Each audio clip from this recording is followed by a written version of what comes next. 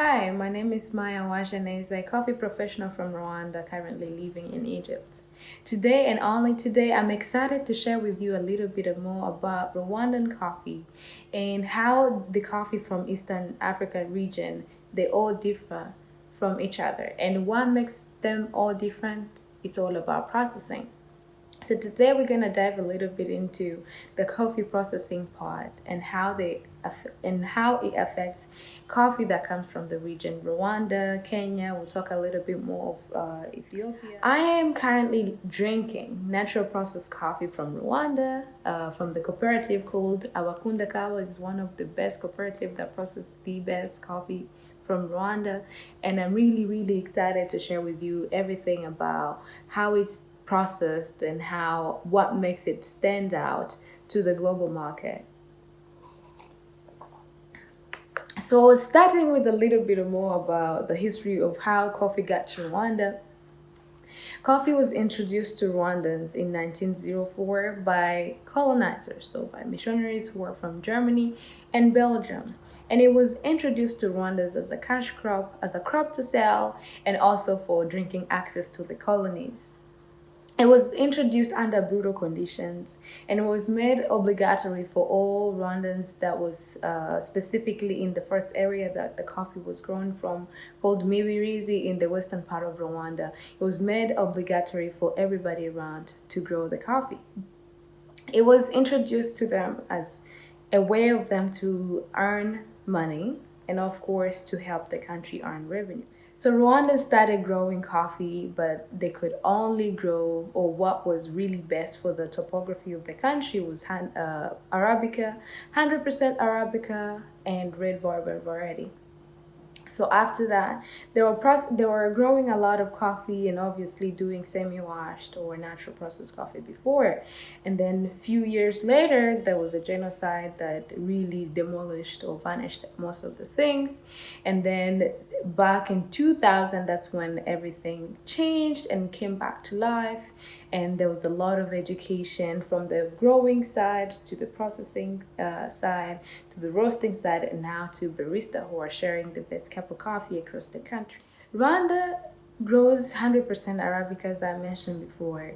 About 94% of the coffee grown in Rwanda, they're all 100% Arabica red bourbon variety, and there's few. The rest of percentage will be something like Katuai and Katura, and there's some people who are trying to see if they could bring in geisha as well, just to experiment how it's going to be, how it could possibly turn out to also be one of the varietals that we can be able to grow.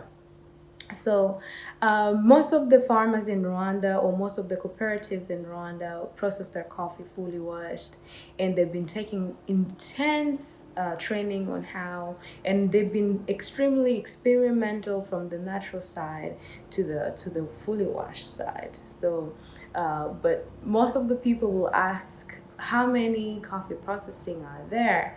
That's a question that I personally ask myself. There's a lot of coffee processing methods that are coming into the coffee scene.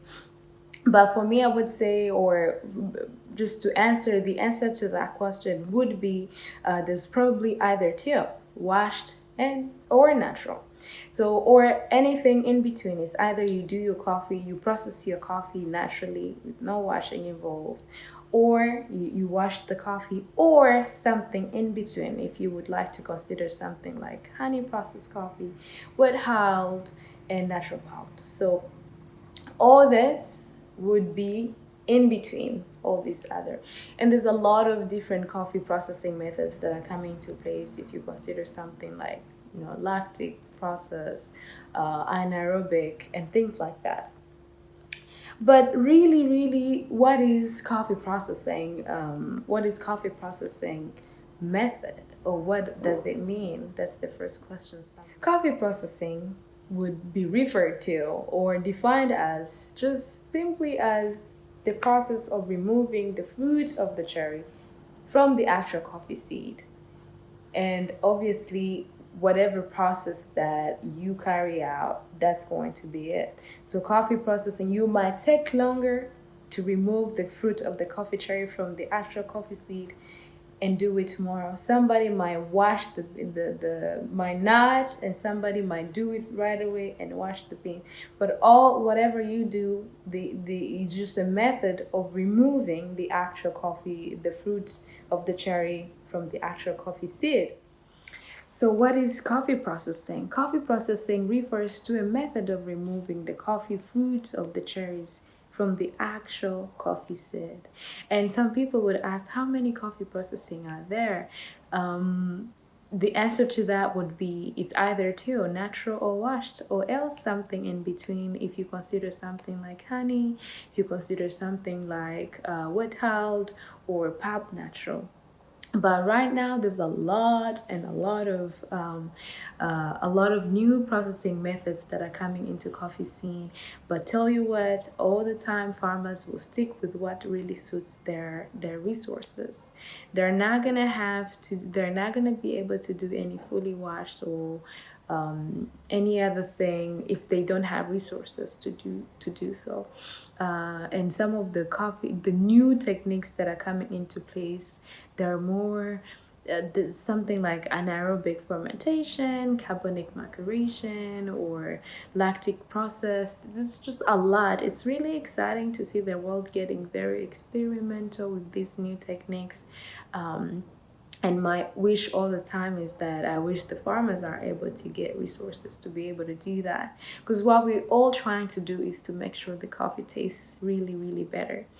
So before we dive into these traditional coffee processing methods that I mentioned before as natural, fully washed, and honey, it's really important for one to understand the processing fundamentals that I personally learned from a friend of mine called Jamara, the Q processing expert. Shout out to you. And these are coffee seed metabolism and microorganism. Each part of the bean and the cherry has a different function during the processing method. So as some layers are removed, some micro or metabolic reactions are deactivated or activated. And some of them could be accelerated while others are remaining the same. So to explain a little bit more about that, let's take an example of maybe natural processed coffee. I'm actually drinking natural processed coffee from Rwanda, from a cooperative called Abakunda Kawa that I worked with for the past 4 years. They do an amazing job. So understanding, for example, let's say with natural processed coffee. So taking an example of the natural processed coffee in this case is that since no layers is removed from the cherry as it dries, the enzymatic activity slows down significantly, and that will then have a very profound effect on the flavor development during the processing. So the fruit or the cherry or the bean will then absorb more of the fruity character and leaving the acidity really milder. So in addition to that, all coffee goes through the stage or the period of fermentation, regardless any specific method. But how this is done is then differs between every method, from a method to the other. Let's say in case of natural processed coffee, the fermentation process happens during the drying. As the coffee cherries, after they're being harvested and sorted, ensuring the right color, they're then dried right away, which means the fermentation takes place there. Whereas in case of fully washed coffee, let me sip first.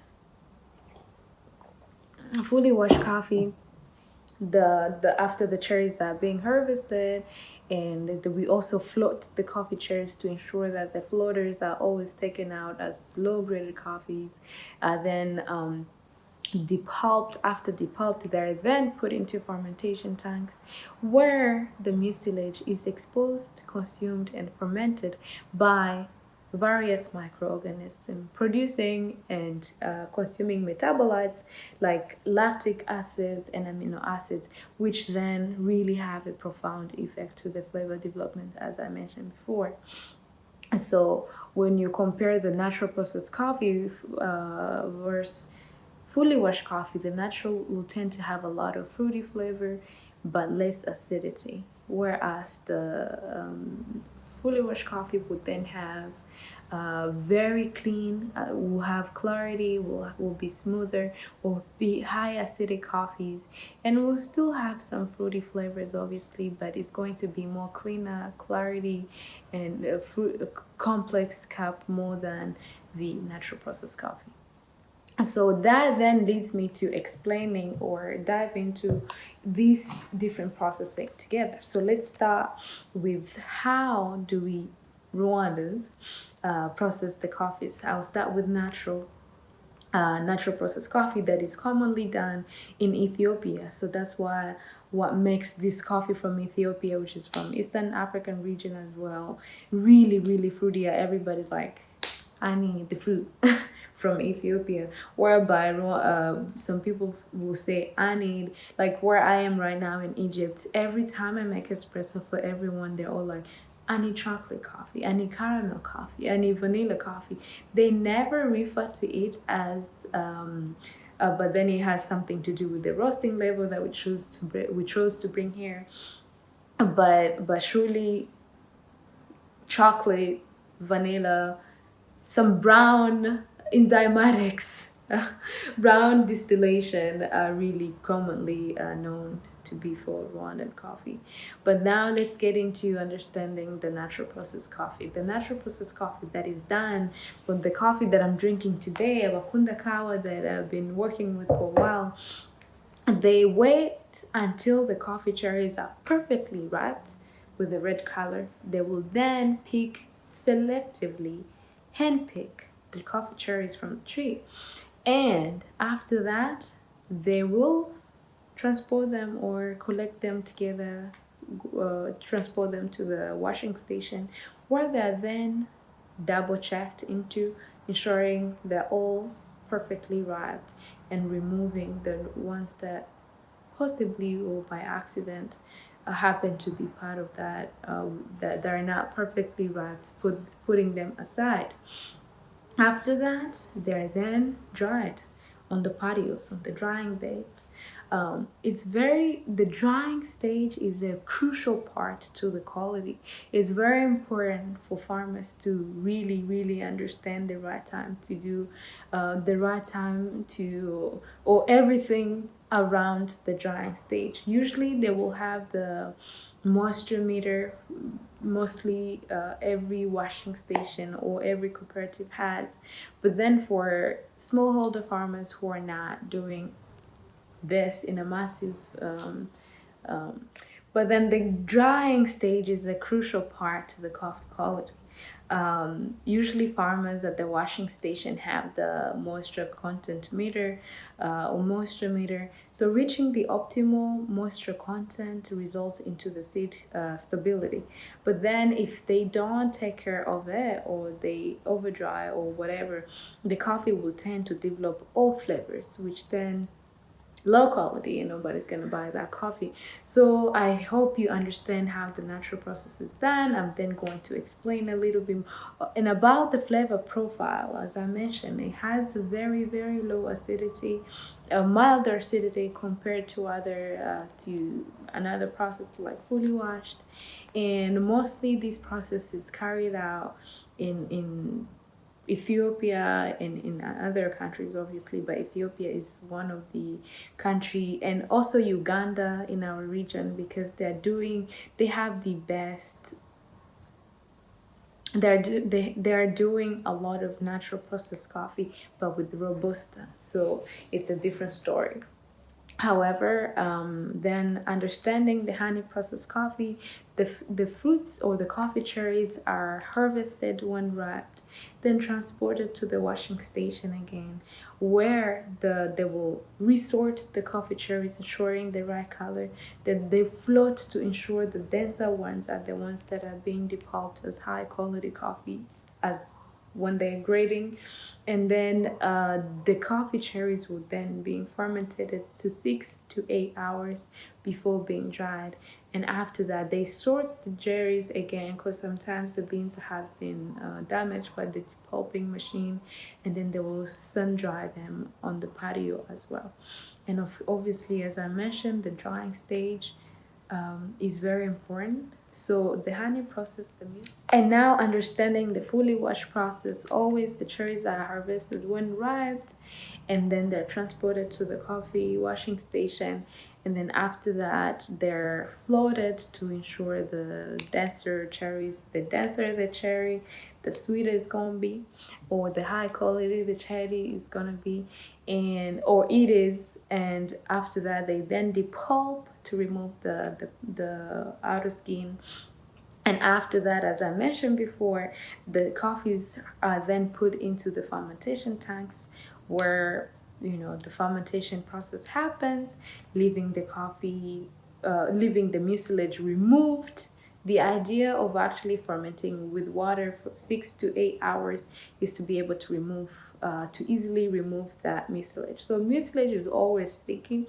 So when they ferment these beans into the fermentation tanks with water, it's easily the mucilage comes off very, very easily, until the beans feel like peppery. So after that, and that's the indication that the farmers in Rwanda always tell me, we touch the bean. If we're able to touch it with that sliding, then we know it's time. And then after that, they will sun dry on the patio, and they will always watch the drying stage, ensuring that they touch, they like mix the coffee on the patios, ensuring the ones that are down. Oh my God, I wish I was at the washing station. I wish I was in Rwanda right now. The ones on the down that are also brought up to ensure that the sunshine can easily penetrate through, or can easily reach out throughout all the coffee beans that are being dried. And then every morning and every evening, they take the measures of the moisture content. As I mentioned, is really important to reach the optimal moisture content, because otherwise, if you don't do so, the beans will tend to develop off flavors, and obviously the coffee is not going to taste good. So they really, really, really take care of that, and they're so serious about it. So at the end of the day, it's really important to understand that when you go to now Kenyan's coffee, there's a very special way that they process their coffee, whereby, and it's actually called Kenya processing coffee. The process is called Kenyan somehow. They double wash the coffee beans, leaving the coffee itself taste more cleaner. High acidic coffee, really, really high acidic coffee. Every time I drink coffee from Kenya, I really feel like I'm taking orange juice. No, orange. There are some oranges that are really not that acidic, but it's like drinking passion fruit. Is like drinking passion fruit juice together with orange. Whereas when I drink Rwandan coffee, I always get that balance of the fruit and the chocolate flavor and the hazelnut and the caramel, and a little bit of spicy hint every single time I smell the aroma of Rwandan coffee. So all these coffees are amazing. All the coffees that comes from the region, they're all amazing, and they all stand out, or they are all different or the difference between them is because of the processing that they undergo through. So to finalize this session today, it was a really great pleasure to take this moment and share with you guys a little bit of my skills about the coffee processing in East Africa, and how these coffees all stand out in a different way. So we would say Kenyan coffee are really bright, very, very vibrant. Rwandan coffee, they're very balanced, a lot of chocolatey flavor, a little bit of a hint of spice, and a lot of berries. By the way, I would like to mention this to you guys. There's one thing that I've learned about Rwandan coffee that I don't know if it's the same way in any other country, but having the opportunity to interact with farmers in across the country, some growing coffee from the northern part of Rwanda, some growing coffee in the eastern part of Rwanda, west and south. All these regions produces a unique flavor. I don't know, it's just crazy how when you go to the north, you get something similar to the Kenyan or Ethiopian coffee for something really sweet, something really really more like Ethiopian coffee. So the acidity is pretty milder. Today, as I said, I was drinking coffee from the northern part of Rwanda, Abakunda Kawa, natural processed coffee, really mild,